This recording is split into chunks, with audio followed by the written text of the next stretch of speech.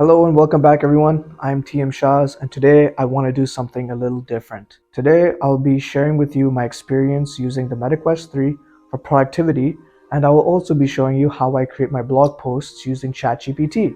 So the whole reason why I am making this video today is because when I was researching on the Quest 3, there were not that many videos of people sharing their experience doing work with the Quest 3. More so, they were just showing how to set up the virtual environment. So I wanted to touch upon that use case. I also thought it'd be a good opportunity to show you guys how I create my blog post with minimal effort using ChatGPT.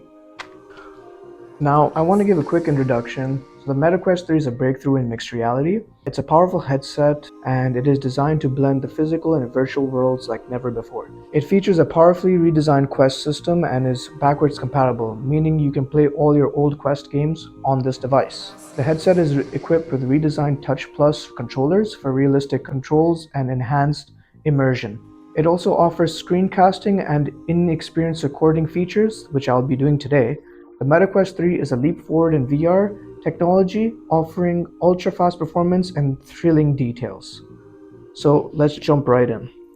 So here we are inside the MetaQuest 3. As you can see, I'm in my office conference room and I just have my laptop in front of me. It's just one screen. So what I use is this app called Immersed.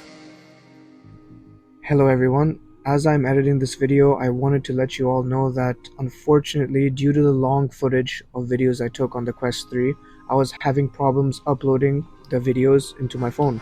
Therefore, the video content you are about to see right now is from the Quest 3 straight to WhatsApp and what I extracted from WhatsApp. So the quality might be a little bit degraded. However, compared to what I'm seeing with the headset on, the quality is crystal clear. It's very sad that I couldn't capture that on this video. I want to let you all know that the quality is actually better in person, and yeah. So here we are in the application Immersed. As you can see, I'm in my conference room and I have my virtual screens up top with Dua Lipa on either side. So I'm not going to get into all the details of the different features on this app, but as you can see, if I resume, I have the controls right on my palm where I can shift from what we're seeing right now into my little space office. And the best part of it is I can't see my keyboard. How am I supposed to type, right? Well, if I go to menu and go to keyboard, I can open a keyboard portal.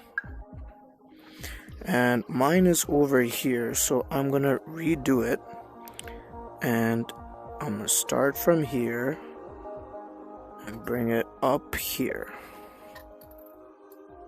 And now I can see my keyboard as well as my mouse. So let's get started. Now we are going to be covering OpenAI's keynote. I have ChatGPT up over here, and we are also going to show my beautiful website, tmshaz-consulting.com, and my blog. This is where I talk about some of the latest tech news. And today I want to make a blog based off of OpenAI's keynote. So the first thing I do is, this is a 45-minute video. There's a lot of information to be covered here. So the first thing I did was I scrolled all the way down to their description and I acquired their transcript. So it's super simple. I just copy the entire thing down and I get into a file that looks like this. So this is Sam Altman's entire conversation, including when the CEO of Microsoft hops in too. So having this file, it's essential because you can plug it into GPT. So now let's put that to the side for a second.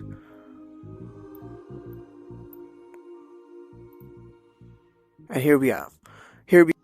So this is a fresh conversation with ChatGPT. As you can see, it looks a little bit different because it's just been updated, and I uploaded the keynote text file.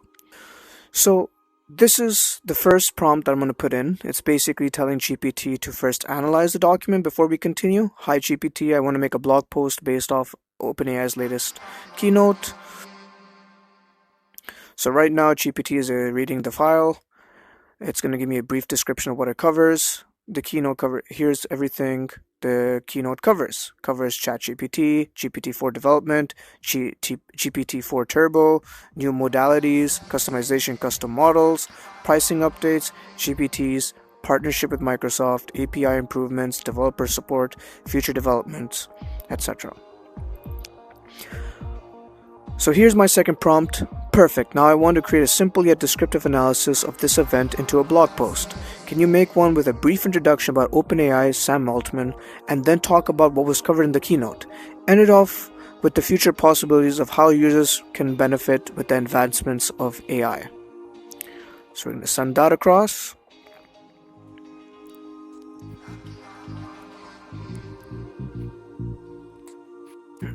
Alright, so after putting up that last prompt, GPT has now created a beautiful blog post for me. And as you can tell, it's not the prettiest looking thing, but we're on a really great track. And I'll tell you why. As you can see in some of my last blog posts, I have pictures, I have titles, everything, etc.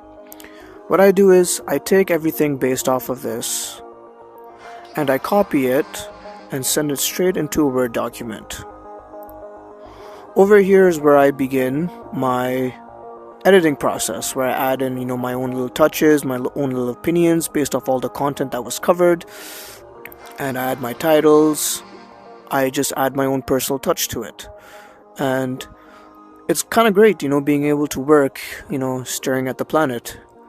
Where my finger is where I used to live. That is Abu Dhabi. And around here somewhere is where I'm from, Islamabad, Pakistan. And I'm currently situated on the other side of the globe in Canada. So yeah. So this is pretty much what it looks like to be in a working virtual environment.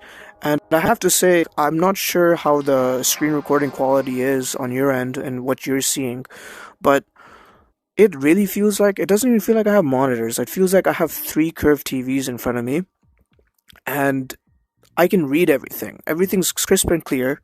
I can have multiple displays on top, and if I can also move my screens wherever I like them. I can have one on top of each other.